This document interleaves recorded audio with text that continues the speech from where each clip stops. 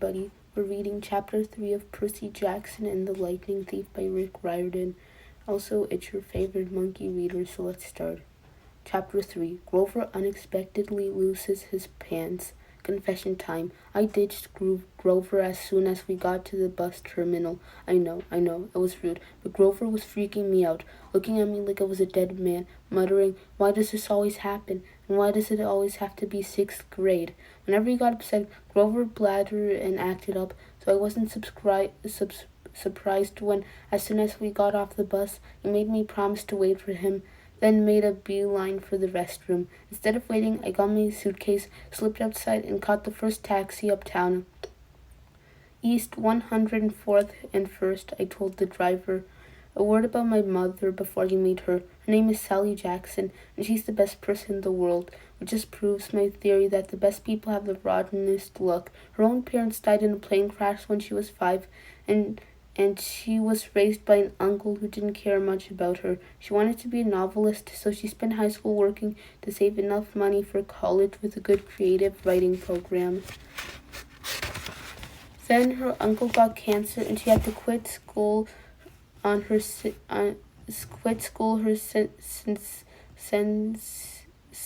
senior year to take care of him. After he died, she was left with no money, no family, and no diploma. The only good break she ever got was meeting my dad. I don't have any memory of him, just this sort of warm glow, maybe the barest trace of his smile. My mom doesn't like to talk about him because it makes her sad. She has no pictures. See, they weren't married. She told me he was rich and important, and their relationship was a secret. Then one day he set sail across the Atlantic on some important journey, and he never came back. Look, lost at sea, my mom told me. Not dead, lost at sea. She worked odd jobs, took night classes to get her high school diploma, and raised me on her own. She never complained or got mad, not even once, but I knew I wasn't an easy child. Finally, she married Gabe Ugliano. It was nice the first 30 seconds we knew him, then showed his true colors as a world-class jerk. When I was young, I nicknamed him Smelly Gabe. I'm sorry, but it's the truth. The guy reeked like moldy garlic pizza wrapped in gym shorts. Between the two of us, we made my mom's life pretty hard. The way Smelly Gabe treated her, the way he and I got along, well, when I came home is a good example. I walked into our little apartment, hoping my mom would be home from work. Instead, Smelly Gabe was in the living room playing poker with his buddies. The television blared ESPN. Chips and beer cans were strewn all over the carpet. Hardly looking up, he set around his cigar. "So you're home? Where's my mom?" "Working," he said. "You got any cash?" That was it. "No welcome back? No good to see you? How has your life been the last 6 months?" Gabe had put on weight. He looked like a tuskless walrus in thrift store clothes. He had about 3 hairs on his head, all combed over bald scalp, as if that made him handsome or something. He managed the electronic mega mart in Queens, but he stayed home most of the time. I don't know why he hadn't been fired long before. He just kept on collecting paychecks, spending the money on cigars that made me nauseous, and on beer, of course, always beer. Whenever I was home, he expected me to provide his gambling funds. He called that our guy's secret, meaning if I told my mom, he would punch my lights out. "I don't have any cash," I told him. He made a greasy eyebrow. Gabe could sniff out money like a bloodhound, which was surprising since his own smell should have covered up everything else. He took a taxi from the bus station, he said. Probably paid with the 20. Got $6-7 in change. Somebody expects to live under this roof. You gotta carry his own weight. Am I right, Eddie? Eddie, the super of the apartment building, looked at me with a twinge of sympathy. "Come on, Gabe," he said. "The kid just got here." "Am I right?" Gabe repeated. Eddie scowled into his bowl of pretzels. The other 2 guys passed gas in harmony. "Fine," I said. I dug a wad of dollars out of my pocket and threw the money on the table. "I hope you lose." Your report card came, brain boy," he shouted after me. "I won't act so snooty." I slammed the door to my room, which really wasn't my room. During school months, it was Gabe's study. He didn't study anything in there except old car magazines, but he loved shoving my stuff in the closet, leaving his muddy boots on my windowsill, and doing his best to make this place smell like his nasty cologne and cigars and stale beer. I dropped my suitcase on the bed. Home sweet home. Gabe's smell was almost worse than the nightmare about Miss Dodd's or the sound of that old fruit lady's shears snipping the yarn.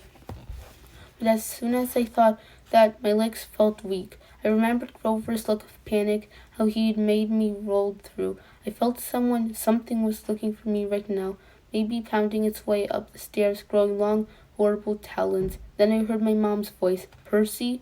She opened the bedroom door and my fears melted. My mother can make me feel good just by walking into the room. Her eyes sparkle and change color into the light. Her smile's warm as a quilt. She's got a few gray streaks mixed in with her long brown hair, but I never think of her as old. When she looks at me, it's like she's seeing all the good things about me, none of the bad. I've never heard her raise her voice or say an unkind word to anyone, not even me or Gabe. Oh, Oh, Percy shrugged me tight. I can't believe it. You've grown since Christmas. Red, white, and blue, sweet on America uniform smelled like the best thing in the world. Chocolate, licorice, and all the other stuff she sold at the candy shop in Grand Central. She'd brought me a huge bag of free samples, the way she always did when I came home. We sat together on the edge of the bed while I attacked the blueberry sour strings. She ran her hand through my hair, demanded to know everything I hadn't put in my letters. She didn't mention anything about my getting expelled. She didn't seem to care about that, but was I okay? Was her little boy doing all right? I told her she was smothering me and to lay off and all that, but secretly I was really, really glad to see her. From the other room, Grabe yelled, Hey, Sally, how about some bean dip, huh? I gritted my teeth. My mother is the nicest lady in the world. She should have been married to a millionaire, not some jerk like Gabe. For her sake, I tried to sound upbeat about my last days at Yancey Academy. I told her I wasn't too down about the expulsion. It lasted almost a whole year this time.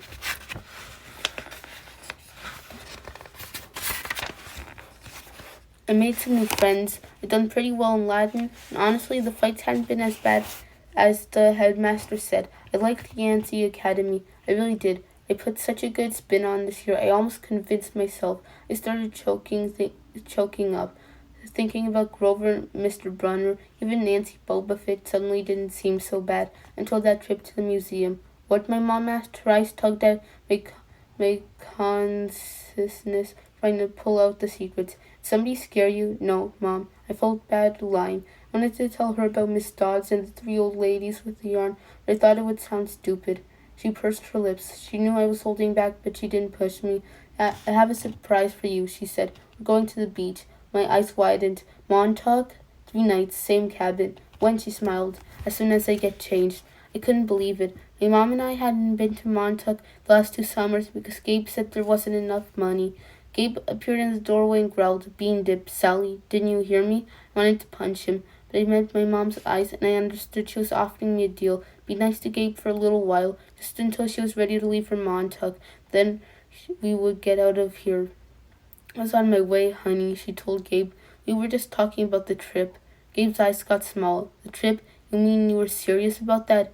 I knew it, I muttered. He won't let us go. Of course he will, my mom said evenly. Your stepfather's just worried about money, that's all. Besides, she added, Gabriel won't have to settle for bean dip. I'll make him enough 7-layer dip for the whole weekend. Guacamole, sour cream, the works.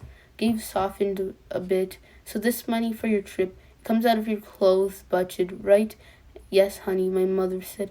And you won't take my car anywhere but there and back. We'll be very careful. Gabe scratched his double chin. Maybe if you hurry with that 7-layer dip, and maybe if the kid apologizes for interrupting my poker game. Maybe if I kick you in your soft spot, I thought. And make you sing the soprano for a week. But my mom's eyes warned me not to make him mad. Why did she put up with this guy? I wanted to scream. Why did she care what he thought? I'm sorry, I muttered. I'm really sorry I interrupted your incredibly important poker game. Please go back to it right now. Gabe's eyes narrowed. His tiny brain was probably trying to detect sarcasm in my statement. Yeah, whatever, he decided. He went back to his game. Thank you, Percy, my mom said. Once we get to Montauk, we'll talk more about whatever you've forgotten to tell me, okay? For a moment, I thought I saw anxiety in her eyes, the same fear I'd seen in Grover during the bus ride, as if my mom too felt an odd chill in the air, but then her smile returned, and I figured I must have been mistaken. She ruffled my hair and went to make Gabe his 7-layer dip. An hour later, we were ready to leave. Gabe took a break from his poker game long enough to watch me lug my mom's bags to the car. He kept gripping and groaning about losing her cooking and, more important, his 98 Camaro for the whole weekend. Not a scratch on this car, brain boy, warned me as I loaded the last bag. Not one little scratch. The guy'd been the one driving. I was 12, but that didn't matter to Gabe. If a seagull so much as pooped on his paint job, he'd find a way to blame me. Watching him lumber back toward the apartment building, I got so mad I did something I can't explain. As Gabe reached the doorway, I made the hand gesture I'd seen Grover make on the bus, sort of warding off evil gesture, a clawed hand over my heart, and a showing movement towards door. The screen door slammed shut so hard it whacked him in the butt and sent him flying up the staircase as if he'd been shot from a cannon. Maybe it was just the wind or some freak accident with the hinges, but I didn't stay long enough to find out. I got in the Camaro and told my mom to step on it. Our rental cabin was on the south shore, way out of the tip of Long Island. It was a little pastel box with fatal curtains, half sunken into the dunes. There was always sand in the sheets and spiders in the cabinets. Most of the time the sea was too cold to swim in. I loved the place. We've been going there since I was a baby. My mom had been going there even longer. She never exactly said, but I knew why the beach was so special to her. It was the place where she'd met my dad. As we got closer to the Montauk, she seemed to grow younger. Years of worry and work disappeared from her face. Her eyes turned the color of the sea. We got there at sunset, opened all the cabin windows, and went through our usual cleaning routine. We walked on the beach, fed blue corn chips to the seagulls, and munched on blue jelly beans, blue saltwater taffy, and all the other free samples my mom had brought from work. I guess I should explain the blue food. See, Gabe had once told my mom there was no such thing. They had this fight which seemed like a really small thing at the time, but ever since, my mom went out of her way to eat blue. She baked blue birthday cakes. She mixed blueberry smoothies. She bought blue corn tortilla chips and brought home blue candy from the shop. This, along with keeping her maiden name, Jackson, rather than calling herself Miss Euglena, was proof that she wasn't totally suckered by Gabe. She did have a rebellious streak like me. When it got dark, we made a fire. We roasted hot dogs and marshmallows. Mom told me stories about when she was a kid.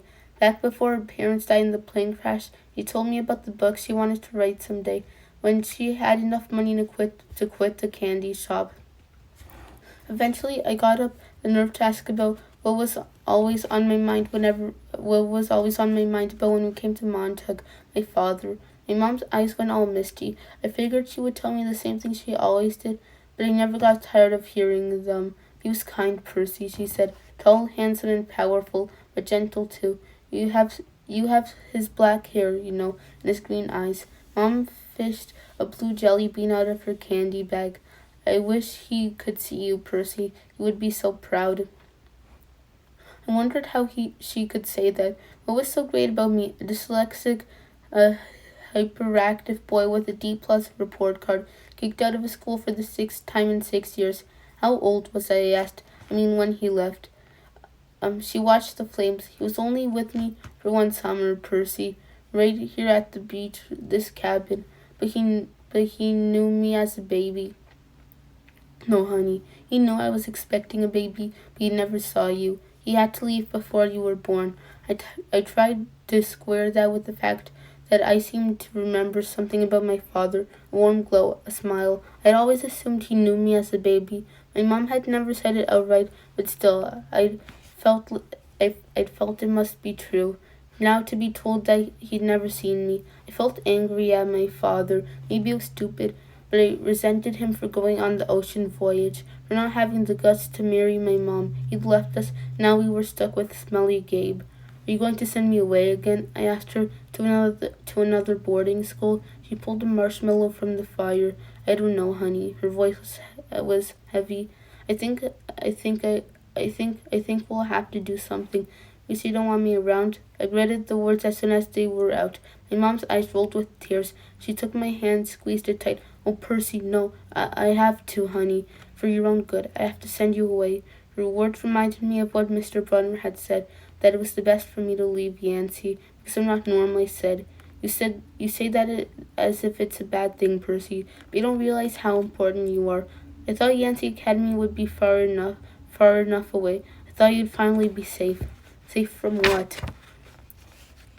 She met my eyes, and a flood of memories came back to me, all the weird, scary things that had ever happened to me, some of which I tried to forget. During third grade, a man in a black trench coat had stalked me on the playground. When the teachers threatened to call the police, he walked away growling, but no one believed me when I told them under his broad-brimmed hat.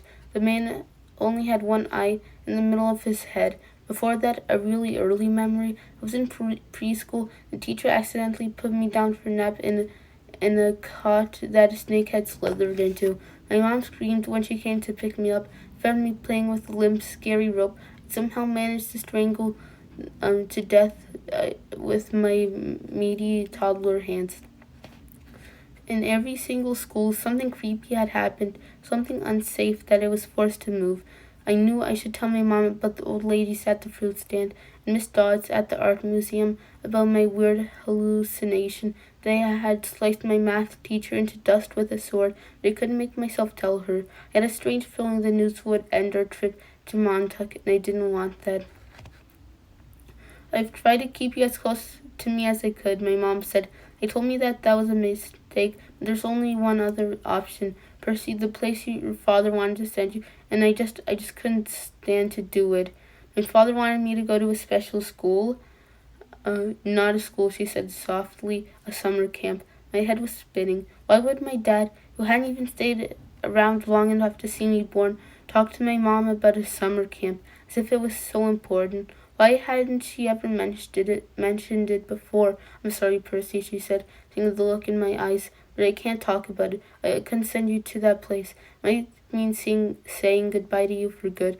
For good? But if it's only a summer camp, he turned toward the fire. I knew from her expression that if I asked her any more questions, she would start to cry. That night I had a vivid dream.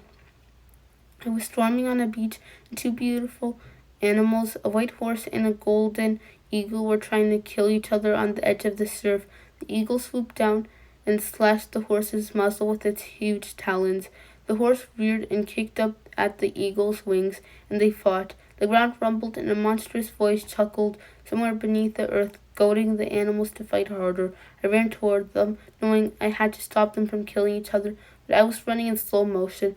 I knew I would be too late. I saw the eagle dive down, its beak aimed for the horse's white eye. I screamed no. I woke with a start. Outside, it really was storming, the kind of storm that cracks trees and blows down houses. There was no horse or eagle on the beach, just lightning making false daylight and 20-foot waves pounding the dunes like artillery. With the next thunderclap, my mom woke. She sat up, eyes wide, and said, "Hurricane." I knew that was crazy. Long Island had never seen hurricanes this early in summer. The ocean seemed to have forgotten. Over the roar of the wind, I had a distant bellow, an angry torture sound that made my hair stand on end. Then a much closer noise, like mallets in the sand, a desperate voice, someone yelling, pounding on the cabin door. My mother sprang out of bed in her nightgown and threw open the lock.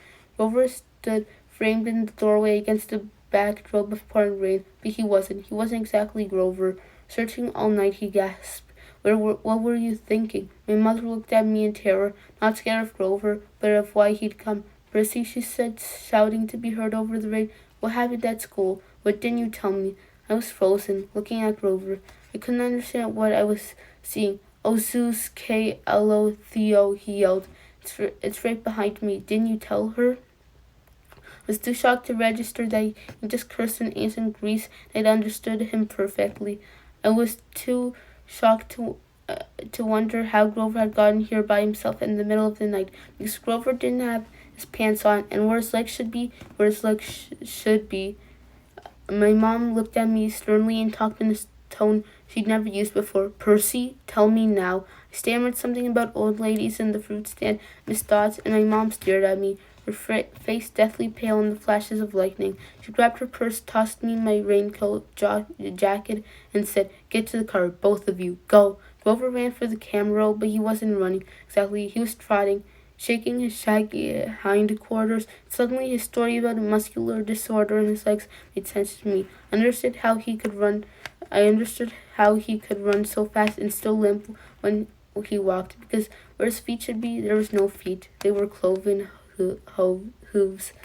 Right, that's the end for the third chapter, and stay tuned for next week when we read chapter 4.